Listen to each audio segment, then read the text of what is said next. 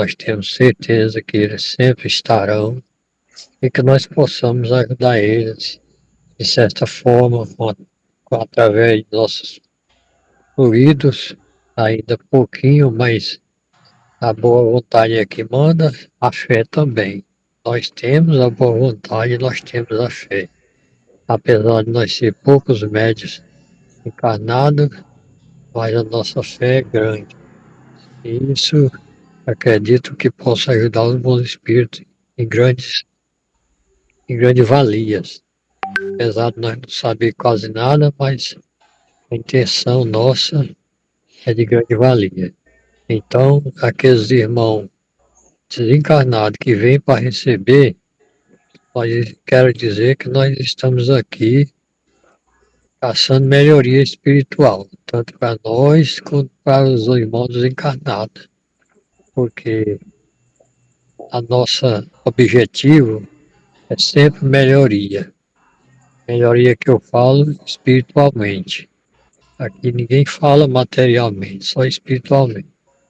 Então, os irmãos encarnados já sabem que aqui nós só falamos em coisa espiritual. Coisa material nós deixa para outra hora. Então, por fé em Deus, vai dar tudo certo. Nossa reunião vai ser muito boa. E agora um irmão vai ler o Evangelho ou um outro livro que os bons espíritos estão sempre escrevendo para nós. E vai dar tudo certo. Que a paz de Deus seja com todos. E assim seja. Que assim seja.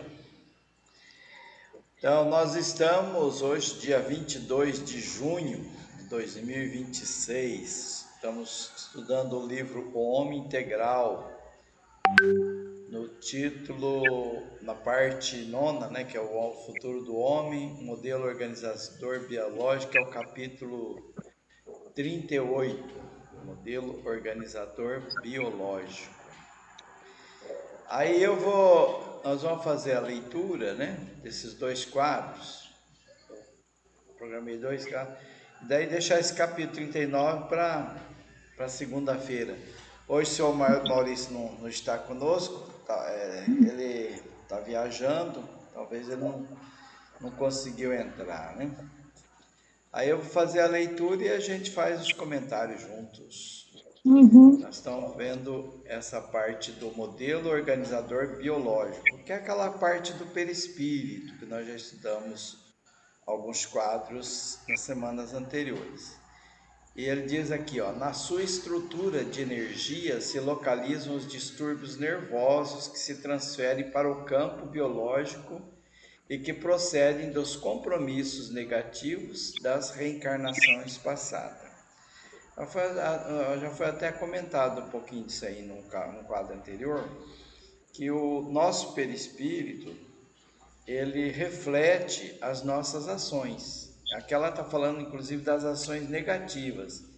Então, quando a gente faz alguma coisa equivocada, algum dano mesmo físico ao corpo físico, isso se reflete no perispírito. E o perispírito, então, ele pode, quando a gente reencarna, né, a gente reencarna com aquela alteração, né? Às vezes a pessoa está com problema, não estou dizendo que tudo que é problema cardíaco é isso, mas a pessoa está com problema cardíaco, né? Pode ter a ver com alguma situação que numa outra vida, né? Ele teve algum a agressão, né? Nesse órgão por alguma razão, né? Alguém ou suicidou, né? Alguma coisa assim que pode ter marcado aquele órgão. Não quer dizer que sempre, né, que toda pessoa que tem problema vai ter essa origem, né? Mas o que ela lembra é que o nosso perispírito, ele registra tudo que acontece conosco. E daí, conforme a gente vai nos corrigindo, acertando as coisas, nós vamos promovendo a liberação dessas manchas, dessas anomalias que estão registradas no perispírito, até que ele fique completamente são. Igualmente, ele responde pelas doenças congênitas, em razão das distonias morais que conduz de uma para outra vida. Então, as doenças, né, as enfermidades, nasceu hereditário, né, genético, nasceu com essa doença. Essa doença pode ter alguma razão no passado, né? Nasceu com um problema no estômago. De repente, no passado, ele teve muitos problemas, né, na área emocional, isso deu problema no estômago, né? Ou então ele se alimentava de forma exagerada, né? Quer dizer, várias situações pode causar a doença tal como ela diz, a doença congênitas, né? Que a gente já nasce com aquela propensão para aquela enfermidade. E que a gente pode também, né, com os nossos comportamentos, agravar aquela doença ou melhorar e até curar. Né? O pensamento, o sentimento, a forma como nós trabalhamos as nossas emoções, elas vão modificando também o nosso perispírito e promovendo a cura. Por isso mesmo, trata-se de um organismo vivo e pulsante, sendo constituído por trilhões de corpos unicelulares, rarefeitos, muito sensíveis, que imprimem nas suas intrincadas peças as atividades morais do espírito, assinalando-as nos órgãos correspondentes quando das futuras reencarnações. Olha só, né? Então nós temos trilhões, trilhões é muita coisa, né? Trilhões de corpos unicelulares. Então a formação do nosso corpo físico, né? São esses trilhões de corpos unicelulares. E eles são sensíveis a essa impressão, né? A esse reflexo do nosso perispírito. E o perispírito, por sua vez, ele é sensível ao espírito, né? Então, que somos nós. Nós projetamos no espírito aquelas questões, né, que nós temos para resolver. E reencarna com aquelas dificuldades, muitas vezes, ou com aquelas estrutura, né, do corpo físico modelada pelo perispírito. Veículo sutil e organizador, então, é o perispírito, é um sutil, quer dizer, a gente não percebe ele, né, fisicamente, porque ele é sutil, né, rarefeito, assim, né, uma matéria muito, muito difícil de a gente perceber. E é o encarregado de fixar no organismo os traumas emocionais, como aspiração da beleza, da arte, da cultura, plasmando sentimentos, as tendências e as possibilidades de realizá-las. Então, tu veja que está tudo no perispírito, né, gravado. As coisas boas, as coisas não tão boas, nossas emoções, os nossos desejos, nossas vontades, tudo vai estar ali impresso no perispírito. Graças à sua interpenetração nas moléculas que constituem o corpo, exterioriza através dele os fenômenos emocionais, karmas, positivos ou não, que procede do passado do indivíduo e se impõe como mecanismo necessários à evolução. Aquilo que nós já lembramos lá atrás, né? O espírito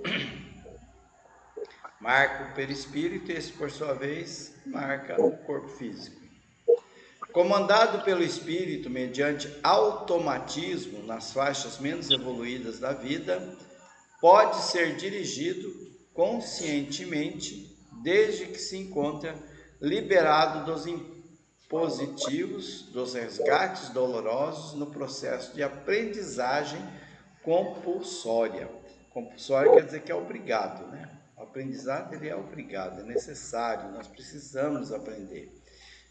Então, o perispírito ele é esse ser, né, que atua no corpo físico mediante o comando do espírito, que ela diz que mediante automatismo, quer dizer, o perispírito nem pensa o espírito nem pensa para imprimir isso aí no perispírito, acontece automaticamente. Na nossa vida física, muitas coisas acontecem automaticamente, né? Que a gente nem sabe que está acontecendo, metabolismo, a digestão, a modificação celular, né? O bombeamento de sangue, tudo isso aí acontece, a gente nem sabe o que está acontecendo, a gente nem percebe, né? Acontece automático. Esse quadro, então, tem essa informação.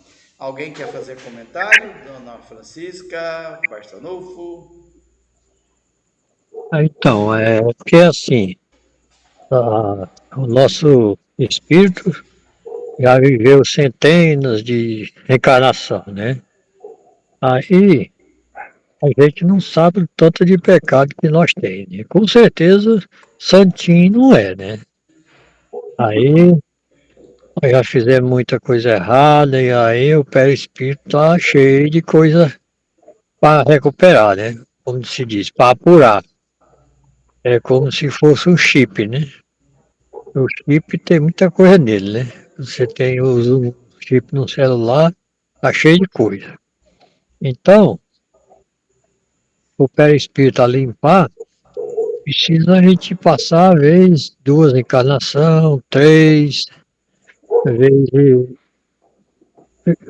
quer pagar tudo de um débito só, aí fica pesado, né? Não, eu quero pagar só numa encarnação só. Aí os irmãos superiores dizem, não, você não vai dar conta, é coisa demais. Você tem que dividir no cartão. Você tem que dividir, porque para pagar tudo de uma vez você não vai dar conta. Não, então tá bom, vamos dividir em três vezes. E mesmo nessas três, o chip ainda tá meio sujo ainda, sabe? Então, eu acho igual aquela lá que, no nosso lar, que ela fez 50 e tantos abortos, né?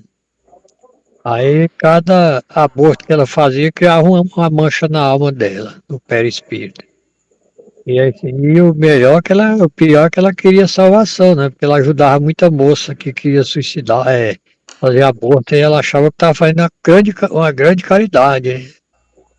Aí ela, olha só, pensando que estava fazendo uma grande caridade, só assassinando as crianças no ventre das jovens, né?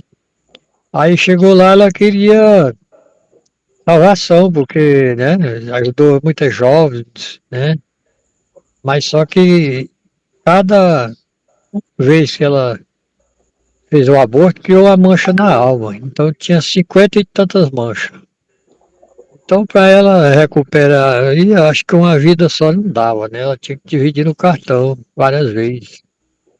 Então é muito simples, é só que o espiritismo não tem erro, a gente está sabendo direitinho como é que é as coisas. E é tentar melhorar para na próxima vida nós virmos sem dever mais nada, quem sabe, né?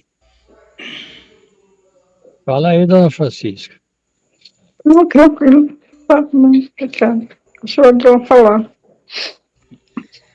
Sempre considerando que Deus é justo, Deus é misericordioso, Deus é bom. Então ele não tem essa questão de punição, né? De ficar punindo. Deus não pune ninguém. As situações que a gente se envolve é por conta das nossas culpas, né? Nossos arrependimentos, nosso remorso, que provoca essa situação. A partir do momento que a gente resolve mudar o rumo da nossa vida, melhora os nossos sentimentos, modificamos, né, as questões, a gente sai daquela dor, daquele sofrimento. Deus é justo, né? Então, É bom. o Barçanufo ele lembrou bem, né, no exemplo, né, que a pessoa ali ela era ignorante, ela achava que estava fazendo uma coisa boa. E com certeza a lei de Deus considera isso também, né? Considera que a pessoa estava com boa intenção, ainda que não estava fazendo uma coisa correta, né? Então tudo isso é considerado para a pessoa sair daquele sofrimento, daquela dor. Por certo, aquela pessoa que faz atos de crueldade, com intenção de fazer crueldade, com intenção de fazer maldade, com intenção de promover sofrimento no próximo, o peso, né, daquela ação, ela é maior, porque a pessoa sabe o que está fazendo. Já aquele que não sabe o que está fazendo, o peso é menor, né? Vai responder de forma diferente, porque Deus é justo. Essa é É só que tem um negócio, os irmãos lá da outra religião, eles falam assim, que do dia que você passar a seguir Jesus, você não deve mais nada. Aí também é uma ignorância muito grande, né? Porque aí também já é injustiça, né? Só porque eu tô do lado de Jesus, eu não devo mais nada. Agora eu posso, tô liberado. Pode E ser o uma maior. outra coisa que tem que considerar é o seguir a Jesus. O que é seguir a Jesus, né? O que é seguir o Evangelho? Né? É modificar a nossa forma de sentir, de pensar, de caminhar, de agir, né? Os nossos sentimentos, as nossas emoções. Que às vezes a pessoa acha que seguir Jesus é cumprir os rituais, né? Fazer adoração, né? Em voz alta, essas questões todas, né? Que é só exterior e às vezes a pessoa nem está sentindo aquilo, né? Isso aí também o peso também é diferente, né? Não, porque assim, a gente paga, mas a gente paga tudo que deve, tem os descontos, né? A gente só tá pagando o que deve, o que tem que pagar, que não, ninguém, como se diz, só cai uma folha do mato só porque Deus quer que caia, né? Então, a gente tem que pagar, né? Também aí também Deus não ia ser, também aí não era justiça, né? Então a gente vai pagar, claro, muitas coisas vai ser perdoado, mas ficar impune também não pode, né? Tem que ter uma. Não é ruindade de Deus, é bondade, porque ele dá o desconto, mas que tem que pagar, tem. É como se diz, plantar, qualquer um pode plantar, agora a colheita é obrigado, né? Nem que seja mais barato, mas tem que pagar. Bom, vamos para o próximo quadro então, né?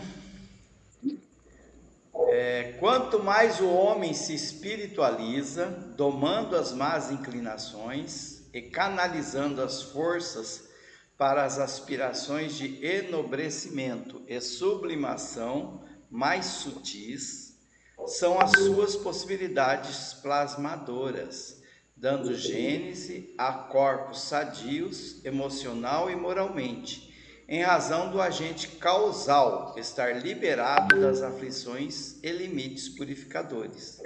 Então, foi essa questão que nós estávamos comentando agora há pouco. Né? Quanto mais a gente avança no sentido de nos espiritualizar, de nos tornar melhor, de colocar dentro de nós bons sentimentos, quanto mais nós nos esforçamos para dominar as más inclinações e direcionar as forças para as coisas boas, né, para boas aspirações e tudo mais, ela diz aqui, são possibilidades plasmadoras. Isso quer dizer que a gente vai modificando aquela situação, né? Aí dando genes, quer dizer, gerando corpos sadios. Então os corpos, eles vão se aprimorando também, porque aquelas situações que promoveram aquelas anomalias, aquelas manchinhas no nosso perispírito, elas vão se limpando pela nossa forma de agir, né? Emocional e moralmente, ela diz, né? Porque a causa daquela situação, daquelas dores, daquelas aflições não existe mais. Então, como nós lembramos, né? Deus é justo, é bondoso, é amor, então, um pai aqui na terra, até tem uma comparação no Evangelho, né? O pai aqui na terra, ele não fica torturando o filho e tal, né? Às vezes ele aplica alguma correção quando o filho está transgredindo.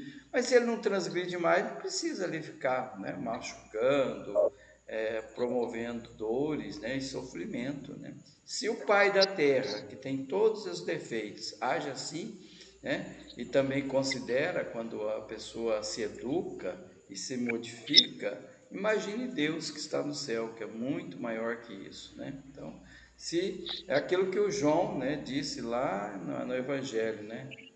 O amor cobre uma multidão de pecados, quer dizer, o amor, ele nos redime, ele tira aquela culpa, aquela dor, aquele sofrimento. Nós passamos a plasmar, então, corpos sadios, diz ele. Aí, continuando aqui a leitura, ele diz: o amadurecimento psicológico proporciona ao indivíduo utilizar-se das aquisições morais, mentais e culturais para estimular-lhe os núcleos fomentadores de vida, alterando sempre para melhor a própria estrutura física e psíquica, pelo irradiar de energias saudáveis, reconstruindo o organismo e utilizando-o com sabedoria para fruir da paz e da alegria de viver. O que é amadurecimento psicológico, né? É nos tornar adultos, né? Nós somos quase crianças ainda. Então, quando a gente amadurece, quando a gente tem uma compreensão melhor das questões morais, mentais e culturais, nós modificamos o nosso proceder.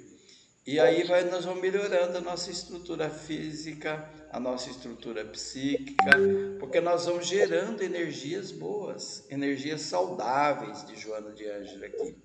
E nosso organismo, quer dizer, o nosso corpo físico, ele vai sendo remodelado, ele vai sendo reconstruído. E a gente passa a utilizar dos recursos que Deus nos disponibiliza com sabedoria. E daí nós vamos ter o quê? Paz, alegria de viver, gratidão. Vamos caminhando para a felicidade. É isso. Alguém quer fazer algum comentário? Francisca Barçanufo? Não, é só assim, já foi falado uma vez que um rapaz que foi arrastado por um carro lá em São Paulo, foi no Rio, parece. Você já ouviu falar disso aí, né? Ele foi arrastado um quilômetro, ou foi mais. Aí o povo ficou revoltado. Aí depois descobriu que na outra vida ele era o hobby maior que ele tinha. Ele saía arrastando gente nas carruagens. Ele fez isso várias vezes. Então, nessa vida ele nasceu para ir ser arrastado só uma vez. Só para uma demonstração para ele aprender, né? Porque, para ele livrar, né? Porque ele fazia isso várias vezes na outra vida. Ele amarrava gente na carruagem e saía arrastando. Fez isso várias vezes. Então, só uma vez, foi permitido só uma vez, que era para ele livrar, né? Você vê como é as coisas. Alguém mais? Não, tranquilo. Então, agora aqui nós mudamos para um outro título, um outro capítulo, que é a reencarnação.